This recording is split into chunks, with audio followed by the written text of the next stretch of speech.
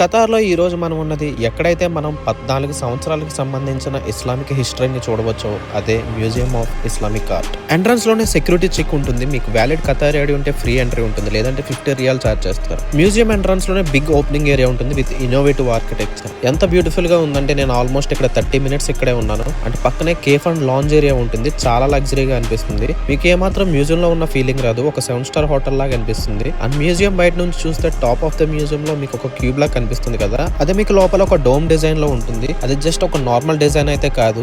దీనిని డిజైన్ చేసిన ఐఎం పై ఇస్లాం యొక్క కోర్ ఆర్కిటెక్చర్ ఆధారంగా చాలా ఇస్లామిక్ ప్లేసెస్ ని విజిట్ చేసి డిజైన్ చేశారు. అలాగే బయట నుంచి ఆ మ్యూజియం పైన ఉన్న క్యూబ్ ని చూస్తే ఉమెన్ గుర్కా వేసుకుంటే కళ్ళు ఎలా అయితే కనిపిస్తాయో ఆ విధంగా డిజైన్ చేశాడు ఐఎం పై.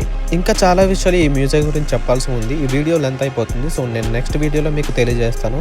చాలా రీసెర్చ్ చేసి ఈ వీడియో చేశాను. సో ఈ వీడియో నచ్చితే ఖచ్చితంగా లైక్ చేయండి, సబ్స్క్రైబ్ చేయడం మాత్రం మర్చిపోకండి. See you in next video.